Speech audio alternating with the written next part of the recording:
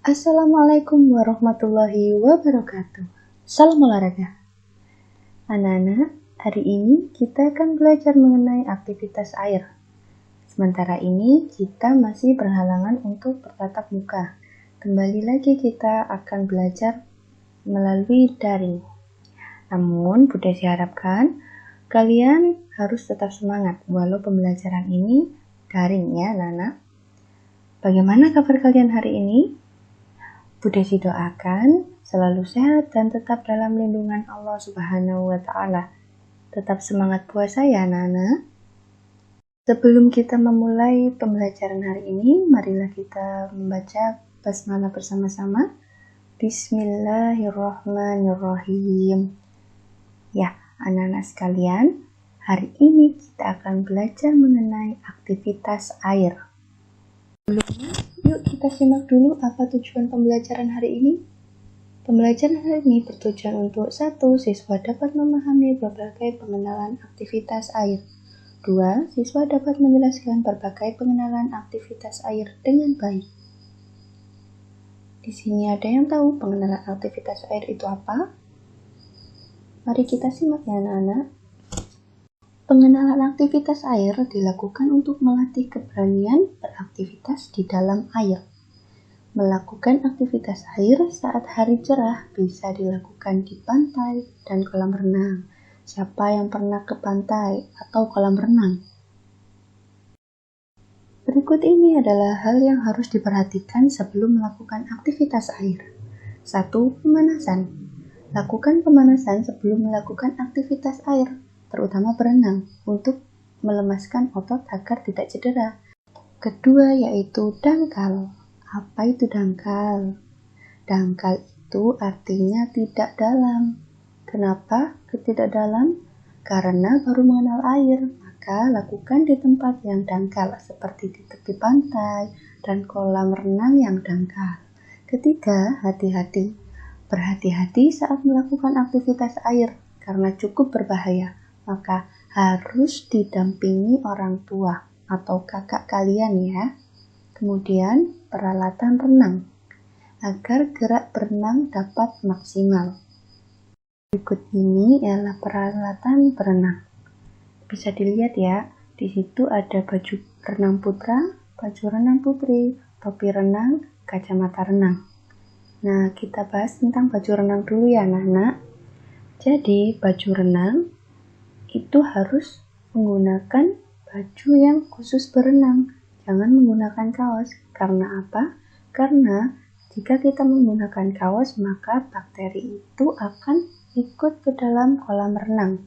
Nah, kalian tidak mau kan berenang dengan bakteri? Nah, selanjutnya topi renang. Kenapa topi renang? Karena di dalam air kolam renang terdapat kaporit ya. Kaporit ini bertujuan untuk membersihkan kolam terlihat bersih ya. Kemudian, kenapa kok pakai topi Bu Desi? Agar rambut kalian tidak kusut karena terkena kaporit. Nah, selanjutnya kacamata renang. Kenapa harus menggunakan kacamata renang?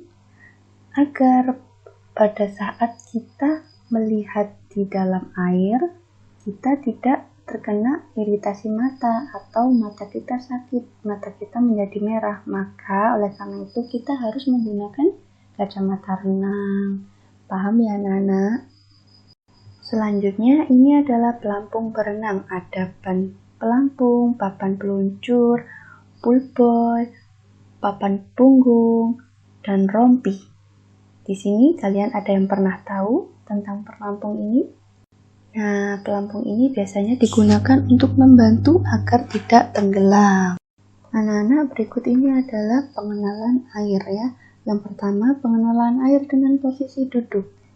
Caranya, duduk di pinggir kolam. 2. Kedua tangan bertumpu pada lantai di tepi kolam. 3. Pandangan lurus ke depan. 4. Memasukkan kedua kaki secara bersamaan. 5. Mengayunkan kaki ke depan secara bergantian. Gerakannya seperti gambar tersebut. Selanjutnya, pengenalan air dengan posisi berdiri di pinggir kolam ya, yaitu berdiri di pinggir kolam dan pandangan lurus ke depan. Yang pertama adalah berdiri di pinggir kolam dengan memegang tangga kolam. Yang kedua, menggunakan pelampung ban. Yang ketiga, sambil merentangkan tangan. Kenapa merentangkan tangan? Untuk menjaga keseimbangan di dalam air. Gerak pengenalan air berikutnya adalah dengan permainan tepuk air. Berdiri di dalam kolam, kemudian tepukkan tanganmu ke permukaan air, seperti contoh gambar tersebut. Selanjutnya ada pengenalan air dengan permainan jongkok berdiri. Dengan cara aba-aba bunyi peluit 1 kali, anak-anak duduk jongkok. Aba-aba bunyi peluit 2 kali, anak-anak berdiri. Cukup mudah kan anak-anak? Dan selanjutnya ada pengenalan air dengan permainan pernafasan dengan cara membungkukkan badan di permukaan air. Nah, caranya bagaimana? 1. Mendengarkan aba-aba. Setelah mendengarkan aba-aba peluit, anak membungkukkan badan sampai kepala di permukaan air. Kemudian, kedua kaki lurus, mata terbuka, tahan selama 3 detik.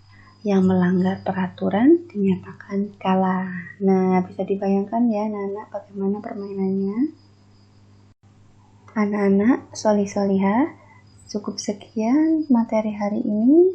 Semoga bermanfaat. Kita akhiri bersama dengan membaca hamdalah. Alhamdulillahirabbil alamin. Desi akhiri, wassalamualaikum warahmatullahi wabarakatuh. Salam olahraga.